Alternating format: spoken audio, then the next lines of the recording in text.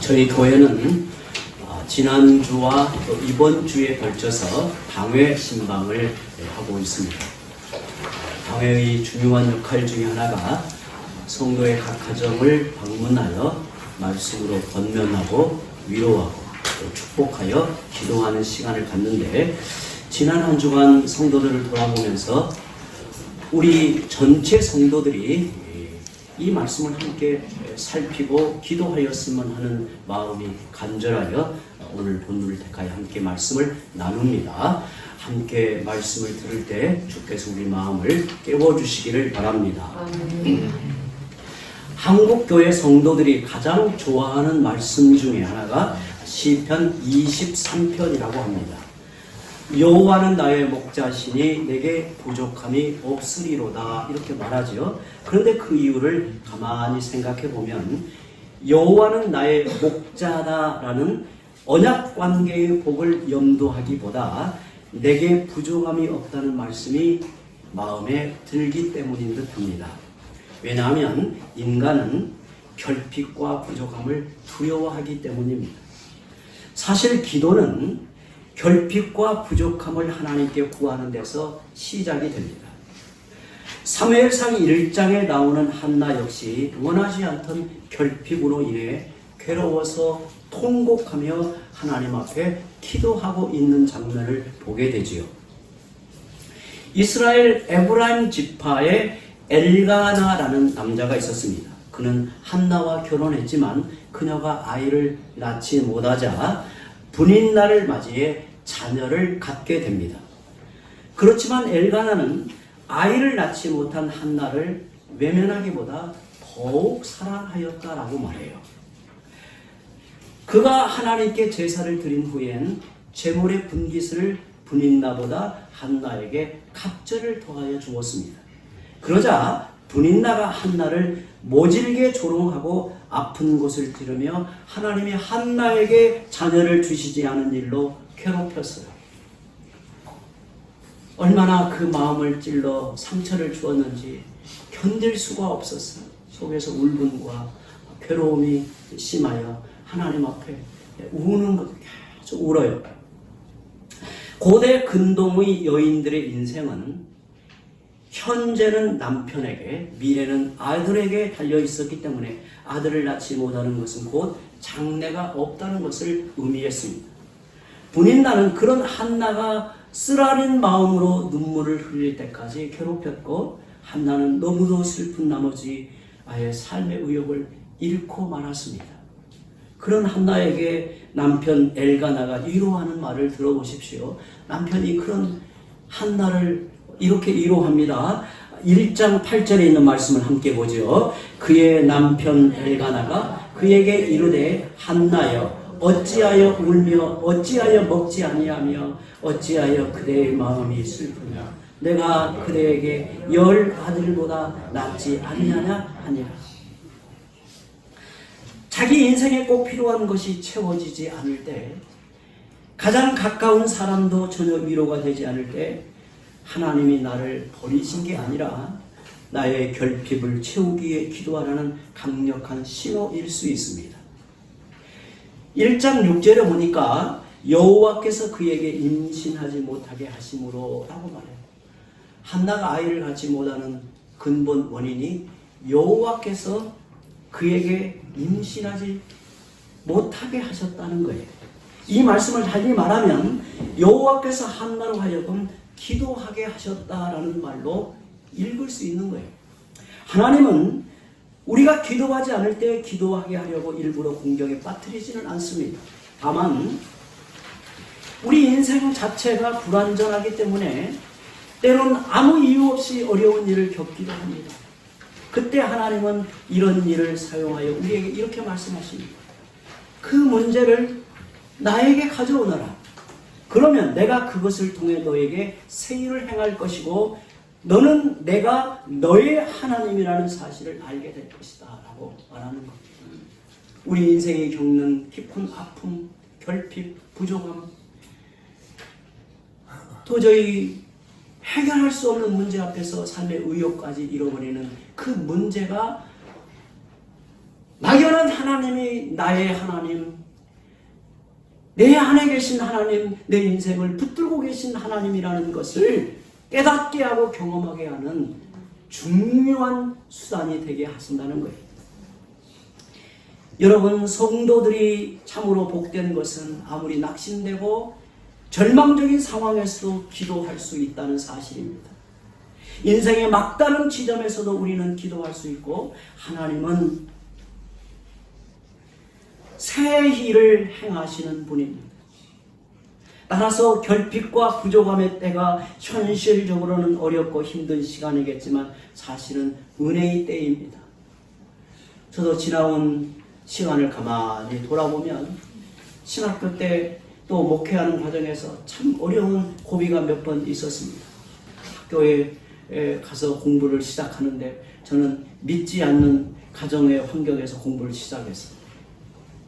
신학교를 간다는 것이 부모님들에게 이게 받아들여지지 않는 환경에 신학교를 갔어요. 대학을 졸업하고 부모님에게 이제 경제적인 독립을 선언하고 이제 내가 알아서 공부하겠다고 이제 서울에 올라갔는데 하나님이 뭘 열어주시나요? 저에게는 막막한 이 환경에 부딪혔어요. 첫 학기는 어쩌다가 어떻게 해서 학교를 이제 다녔어요. 두 번째 학기, 1학년 2학기가 되는데 학비가 저에게는 하나도 없었어요. 더구나 제가 대학 때 이 자연과학 분야에서 공부를 하고 신학교를 가니 도저히 따라갈 수가 없었어요. 공부하는 방식 자체가 달라서 저에게 너무 힘들고 버겁더라고요. 그러니 이게 건강도 안 좋아지고 큰 벽을 하나 만나서 내가 이걸 어떻게 넘어갈까. 근데 이게 믿음이 그때는 참 부족해서인지 하나님에 대한 원망이 내 안에 차오르더라고요. 하나님이 왜 내 인생을 여기에다가 불러다 놓고 이 고생을 시키고 길을 열어주지 않나, 이게 원망이 차올라요. 그런데 그 시절을 가만히 생각해보면 하나님이 저를 목사다운 사람으로 만들기 위한 이 손길이었어요. 그 인생의 고비 앞에 하나님 앞에 엎드리고 하나님의 은혜를 실제로 붙들게 하는 이 손길을 경험하게 된 거죠. 그리고 나서 이제 1년을 이제 쉬었어요. 이제 학교가 없으니 도저히 학교를 갈 수가 없어서 1년을 쉬고 이제 학교를 갔는데요. 마음이 새로워지더라고요. 은혜를 받으니요. 오히려 마음이 강해지고 담대해지고. 그래서 2학년쯤 돼서는 제가 참 제 실력과는 무관하게 이 전액 장학금을 받게 됐어요. 우리 이제 신학교에서는 가장 학점이 좋은 사람에게 정함 장학금 주는데요.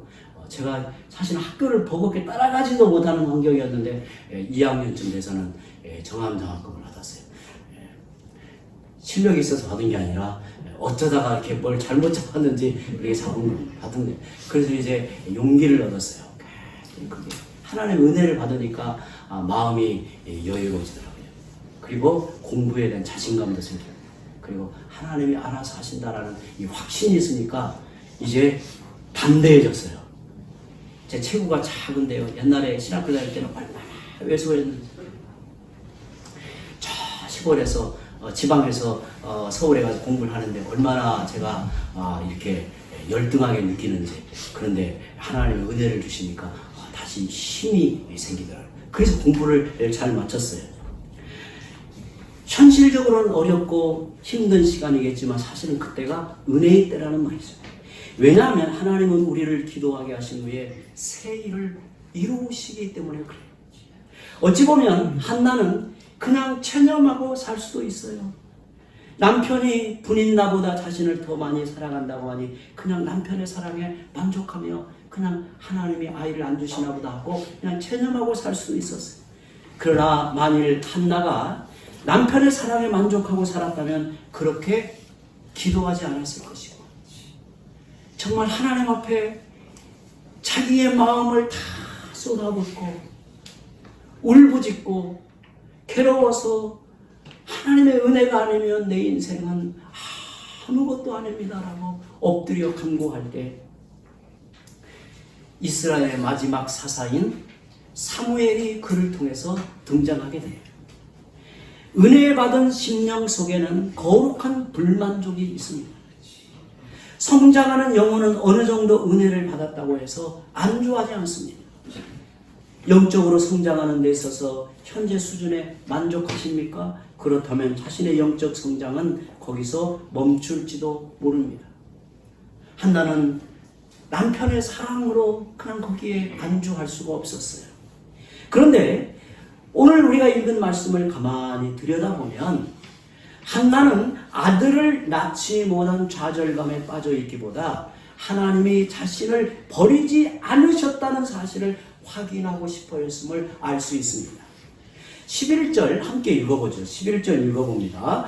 만군의 여호와여, 만일 주의 여종의 고통을 돌보시고 나를 기억하사 주의 여종을 잊지 아니하시고 주의 여종에게 아들을 주시면 내가 그의 평생에 그를 여호와께 드리고 삭도를 그의 머리에 대지 아니하리라. 저는 이 말씀을 이렇게 읽고 싶어요. 하나님 정말 제 고통을 돌아보시는 분입니까? 정말 저를 잊지 않으셨습니까? 제가 하나님께 외면당하는 여인이 아니라는 사실을 알고 싶습니다. 내가 이스라엘의 백성이요 언약의 백성인데 하나님이 나를 외면하여 버리지 않은 인생이라는 것을 무언가 증거로 통해 알고 싶습니다. 이렇게 하나님께 부르짖었단 말입니다. 한나는 아들을 주심을 통해 이러한 사실을 확인하고 싶었습니다. 만일 한나의 갈망하는 초점이 아들 하나 얻는 것에 맞춰져 있었다면 나중에 그의 아들 사무엘을 하나님께 바치지 못했을 것입니다. 그러면 한나는 어떻게 기도했을까요? 오늘 우리가 보는 이 한나는 어떻게 기도했을까요? 첫째, 한나는 마음이 괴로워 하나님께 통곡하며 기도했습니다. 마음이 괴로워 하나님 앞에 토로하며 통곡하며 기도했습니다. 10절에 보니까 한나가 마음이 괴로워서 여호와께 기도하고 통곡하며 라고 말합니다. 한나처럼 자기 마음을 쏟아붓고 속에 있는 울분을 토해낼 때 기도 중에 잡념이 생기지 않고 실제로 현재 살아계시는 하나님의 임재를 깊이 체험할 수 있습니다. 시편에 이렇게 말씀합니다. 백성들아 시시로 그를 의지하고 그의 앞에 마음을 토하라 그랬어요. 그의 앞에 마음을 토하라. 여러분, 기도의 중요한 자세, 우리가 어떻게 기도해야 될까? 우리 마음을 하나님께 토하라고. 우리 마음.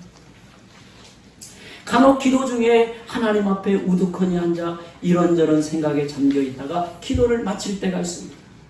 하나님께 자신을 드리지 못한 혼자만의 상념으로는 기도 응답을 받는데 한계가 있습니다. 둘째, 한나는 오랫동안 기도했다는 거예요. 그냥 몇 번 기도하고 만 게 아니라 오랫동안 기도했다는 거예요. 12절에 그가 여호와 앞에 오래 기도하는 동안에 라고 말합니다. 지금 한나는 하나님 앞에서 울부짖기도 하고 굳은 의지로 소원하기도 하고 하나님이 주시는 확신을 갖기도 하며 깊이 기도하고 있습니다. 오래 기도하는 것은 깊이 기도하는 자리에 이른 것을 의미합니다. 단순히 오랜 시간 동안 앉아있다는 게 아니에요. 오래 기도했다는 말은 깊이 기도하는 자리에 이르러 나갔다는 말이에요. 이렇게 깊이 기도하는 동안 무슨 일이 일어났을까요? 13절에 보면 한나가 속으로 말하며 입술만 움직이고 음성은 들리지 아니하므로 그래서 한나의 기도하는 모습을 이렇게 전하고 있는 거예요. 기도하는 중에 하나님이 나를 압도하시는 경험을 합니다. 하나님이 우리를 압도하잖아요. 기도하는 중에 성령이 우리 안에 강권하여 우리의 생각, 내 인생의 존재를 압도하시면 소리도 내지 못해요. 소리도 내지 못하고 그냥 입만 이상한 모습으로 보인단 말이에요. 엘리가 그걸 이상하게 봤어요. 혹시 술 취한 여자인가 라고 볼 정도였어요. 기도를 처음 시작할 때는 아무래도 내 자신이 더 크고 하나님의 비중은 적다고 할 수 있습니다. 내 소리가 더 크고 하나님의 음성은 작습니다. 하지만 기도가 더 깊어지면 나는 점점 줄어들고 하나님이 나를 주도하십니다. 나의 목소리는 작아지고 하나님의 음성은 더욱 커지게 됩니다. 그래서 결국 하나님이 원하시는 뜻을 깊이 깨닫게 되는 겁니다. 성도 여러분, 참된 기도는 나로 시작해 하나님으로 끝나는 겁니다. 우리의 기도는 나로 시작해 나로 끝날 때가 많지 않는가요? 기도 시간이 짧고 건성으로 할 때 기도는 나로 시작해 나로 마칠 가능성이 있습니다.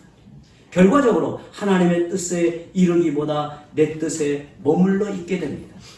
그러나 간절하고 오랫동안 기도하다 보면 나로 시작했던 기도가 마침내 하나님께 도달합니다.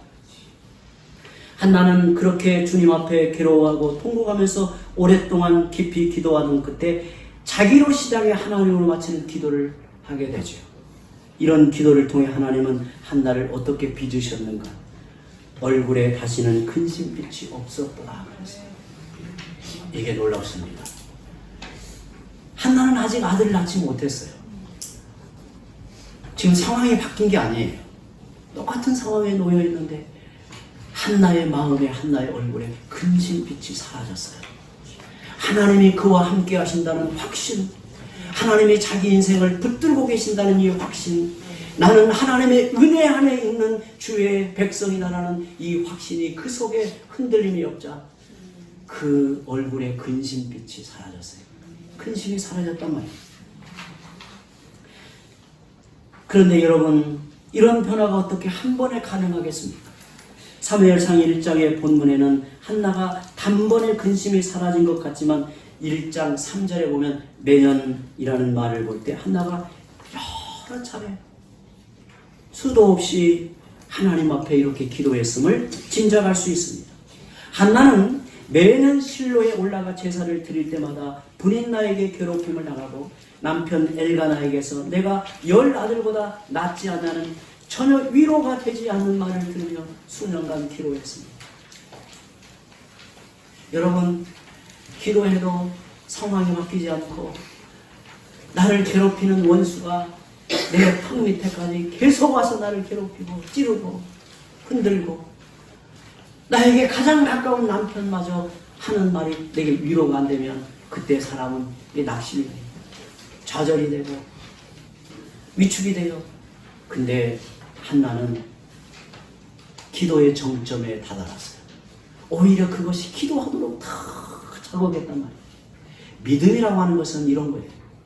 믿음이라고 하는 것은 어려운 상황, 고난의 상황이 나를 위축하기보다 오히려 기도하게끔, 그래서 더 간절히 기도하고 기도의 정점에 이르러 가도록 만드는 거예요. 그때 엘리 선지자가 그에게 축복을 선언하죠. 17절에 평안히 가라, 이스라엘의 하나님이 너가 기도하여 구한 것을 허락하시기를 원하노라. 하나님의 뜻을, 하나님의 마음을 엘리 선지자를 통해 전하여 준 거예요. 아들을 달라고 기도한 한나는 이제 어떻게 합니까? 19절 20절을 함께 읽어보죠. 그들이 아침에 일찍이 일어나 여호와 앞에 경배하고 돌아가 라마의 자기 집에 이르니라. 엘가나가 그의 아내 한나와 동침하매 여호와께서 그를 생각하신지라. 한나가 임신하고 때가 이르매 아들을 낳아 사무엘이라 이름하였으니 이는 내가 여호와께 그를 구하였다 함이라.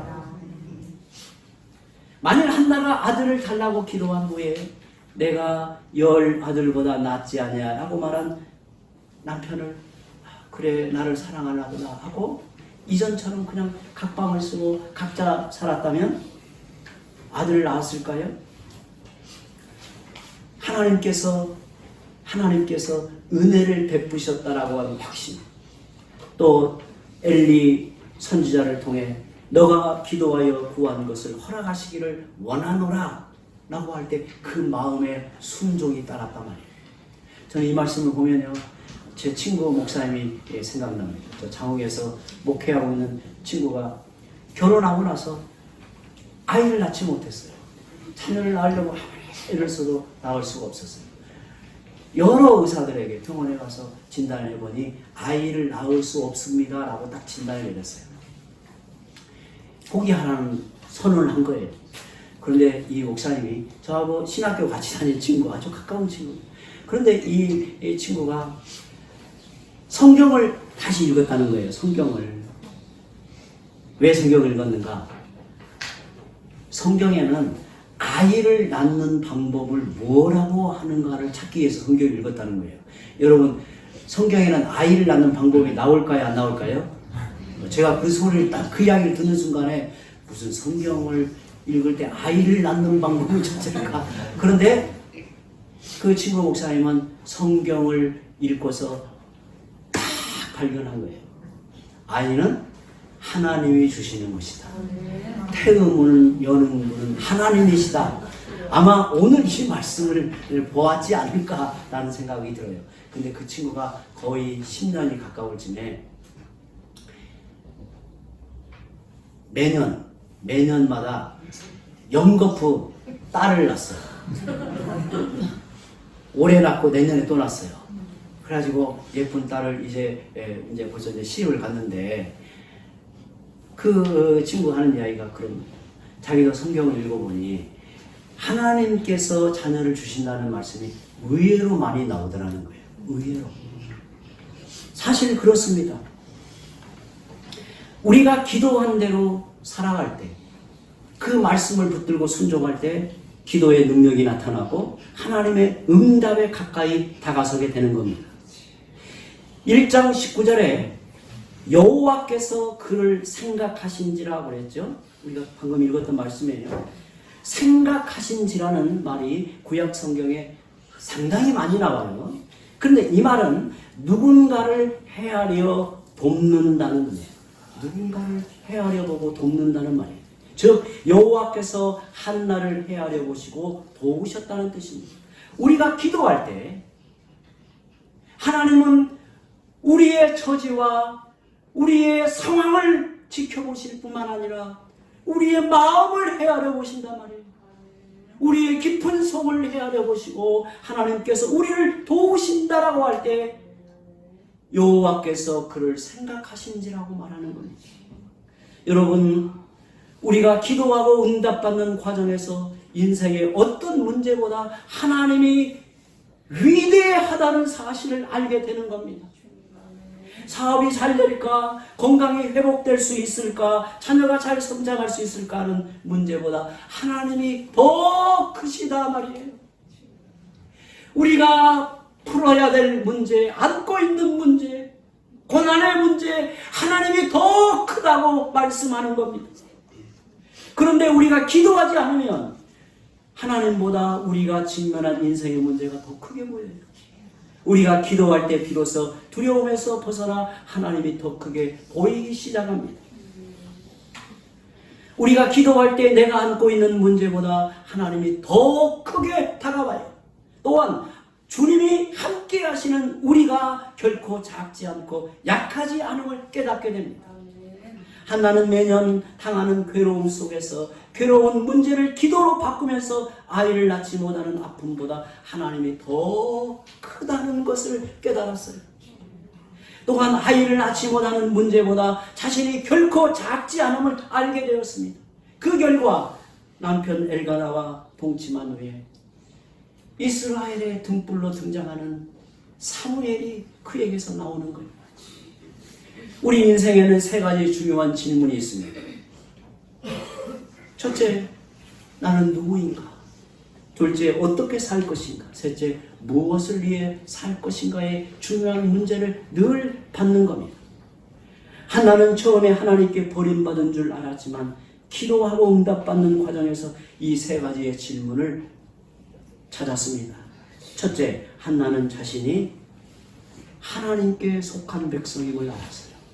하나님의 은혜 안에 있는 백성임을 알았어요. 자신이 누구인지 깨달은 둘째는 어떻게 살아야 하는가를 알게 되었습니다. 그래서 한나는 브림나에게 복수하지 않았어요. 어쩌면 한나는 첫째 부인으로 둘째 부인을 핍박하고 자기의 권리를 요구할 수 있었어요. 셋째, 오랜 시간이 지난 후에 한나는 하나님이 주신 아들 사무엘이 자신에게 주신 아들일 뿐 아니라 이스라엘의 중요한 지도자로 자라가고 있음을 알게 됩니다. 이런 깨달음은 그녀가 단지 한 아이의 어머니를 넘어서 기도하는 여인으로 하나님께 쓰임받는 삶을 살게 되었다는 겁니다. 한나가 사무엘을 하나님께 드리자 좋으신 하나님은 한나에게 아들 셋과 딸 둘을 더해 주셨습니다. 이러한 사실이 무엇을 의미할까요? 한나가 이제 자녀를 얻고 못 얻고를 넘어서 하나님의 사람으로 하나님의 일을 감당하며 하나님을 위해 사는 인생이 되었음을 의미하는 겁니다. 우리가 기도하고 응답을 받을 때 기도가 더욱 깊어질수록 비로소 내가 누구이고 어떻게 살아야 하고 무엇을 위해 살아야 하는가를 확신하게 되는 것입니다. 기도합니다.